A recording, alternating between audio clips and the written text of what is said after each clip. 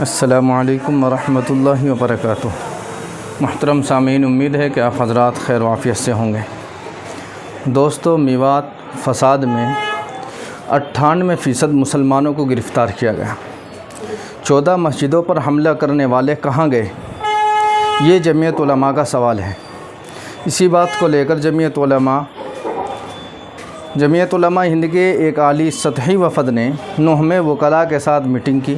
صدر جمعیت علماء ہند مولانا محمود اسعد مدنی کی ہدایت پر بے قصور افراد کے مقدمات لڑنے کا فیصلہ کیا گیا۔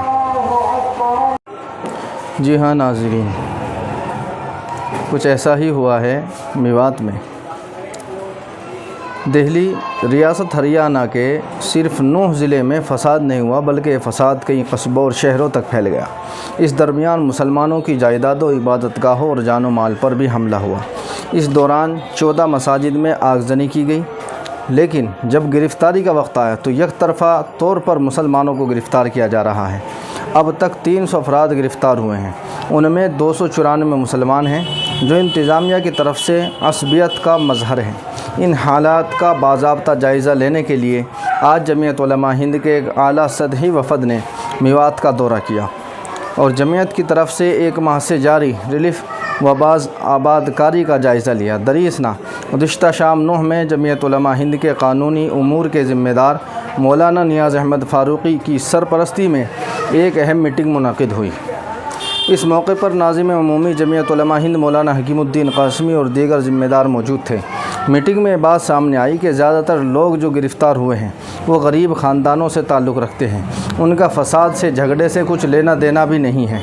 ایسے لوگوں کے سلسلے میں مولانا نیاز احمد فاروقی نے بتایا کہ ہمارے پاس 84 درخواستیں آئی ہیں، جبکہ میوات میں 300 کے قریب افراد گرفتار کیے گئے ہیں۔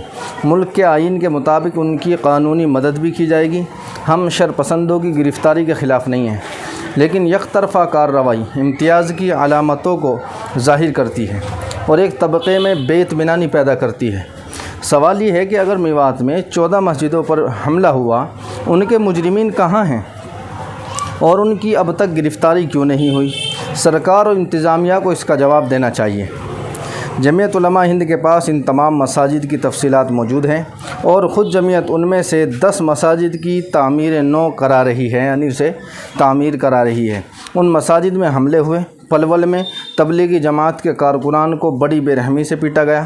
پلول کی ایک مسجد کے محراب پر پیشاب پاخانہ لکھ دیا گیا، لیکن ایسا لگتا ہے کہ ایسے شرپسند حکومت کی پشت پناہی کی وجہ بچے ہوئے ہیں۔ مولانا فاروقی نے بتایا کہ ہم نے یہاں کے حالات کا جائزہ لینے کے بعد یہ محسوس کیا ہے کہ میوات کے لوگ اس وقت مدد کے سب سے زیادہ حقدار ہیں۔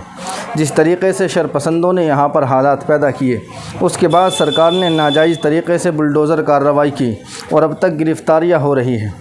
اسی طرح ماضی میں بھی شرپسندوں کی طرف سے بے شمار موب لنچنگ کے واقعات پیش آئے ہیں۔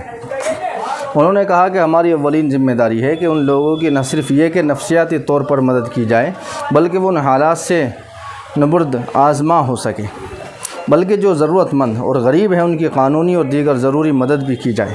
جمعیت علماء ہند نے قانونی اقدامات کے لیے پہلے ہی ایک لیگل سیل تشکیل دی ہے۔ آج میٹنگ میں یہ طے ہوا کہ 9 کے معروف وکیل طاہر روپڑیا جمعیت کی طرف سے مقدمات کی ذمہ داری نبھائیں گے اور ان لوگوں کی بھی مدد کی جائے گی جو بے گھر ہو گئے ہیں۔ جمعیت علماء ہند کے جنرل سیکریٹری مولانا حکیم الدین قاسمی کی قیادت میں جمعیت کے وفد نے فیروز پور جھرکا کا بھی دورہ کیا اور بعض آباد کاری کے کاموں کا جائزہ لیا۔ نیز مدرسہ ابی بن کعب میں ضرورت مندوں کے درمیان ریڑھیاں تقسیم کی گئی ہے۔ تو دوستو، اس خبر سے محسوس ہو رہا ہے کہ یک طرفہ مسلمانوں کو پکڑا جا رہا ہے اور جو شرپسند ہیں، جو اصل مجرم ہیں، جنہوں نے مسجدوں میں آگ لگائی ہے، جنہوں نے مسجد کے نائب امام کو قتل کر دیا اور جنہوں نے گاڑیوں میں آگ لگائی ہے اور طرح طرح کے جھگڑے فساد انہوں نے کیے، الٹے سیدھے نعرے انہوں نے لگائے ہیں، وہ اب تک جو ہے پولیس کی گرفت میں نہیں ہے۔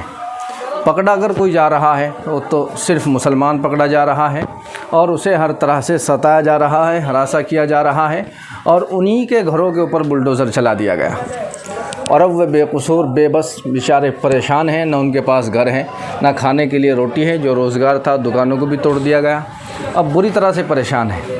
اب جمعیت علماء ہند کا وفد وہاں پہنچا اور انہوں نے جو ہے پورا جائزہ لیا اور ان کے مقدمات لڑنے کا بھی فیصلہ کیا اور ان کی ہر طرح سے مدد کرنے کی بھی یقین دہانی کرائی۔